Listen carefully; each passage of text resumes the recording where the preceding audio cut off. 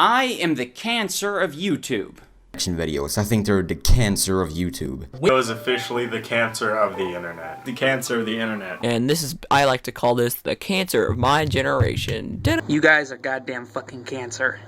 As I watch these video clips that you all just saw, I think back to a day in my timeline of my life in 1993. A day where I went to the hospital, which was a normal thing for me at that time of my life, to visit my sister. And I looked the doctor square in the face, and the doctor told me, and I'll never forget this, that she took a turn for the worst. And as a kid, I didn't know what that really meant. I thought that they were saying, oh, okay, she's gotten a little bit worse than she was. At that time, I didn't think that the turn for the worst was she was dead. Me being a naive young kid, I'm just thinking, oh, she's okay, she's asleep. But then my family had to break it down to me and let me know that Buffy would not be coming back. Jessica's gone. At that moment of my life, I realized that cancer was a serious thing. At the age of 2, I lost my mom. My mom died of cancer. I don't remember my mother because I lost her at such a young age.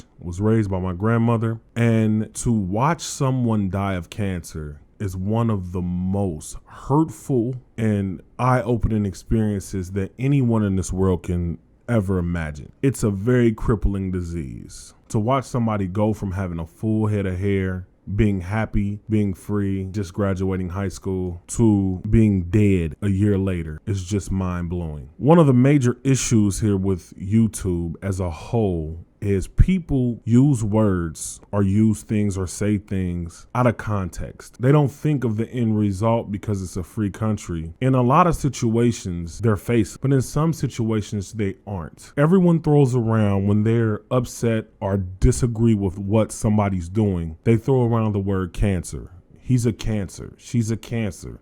They're cancerous. He's cancerous. Reaction channels are cancer. I don't feel like that's fair. No matter how bad someone is, they're not as bad as cancer. Cancer is not sexually transmitted. Cancer is not something that you can noticeably or know how not to get. You can't put on a condom or something to ward off cancer. If you have cancer, it happens. It's a very terrible disease. And for people to downplay the effectiveness of this disease by calling someone else a cancer just because they're upset with what they do is just not fair. It's not fair to all the people right now who are going through cancer, all the people family members who are backing their family who have cancer. It's just very short-sighted to use that word and to think that it's okay to draw a comparison of somebody just because you don't like what they do to that word.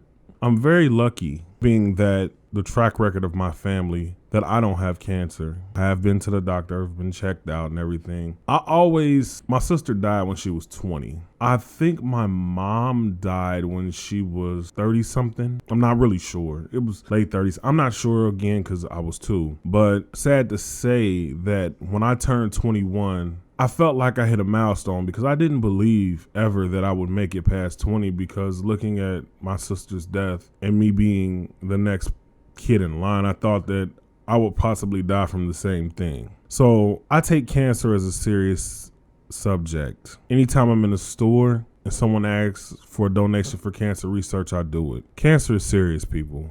Let's choose our words correctly when we're doing this YouTube thing. I mean, if you want to draw a comparison word, you want to draw a word that's really bad, pick up at the source and find one.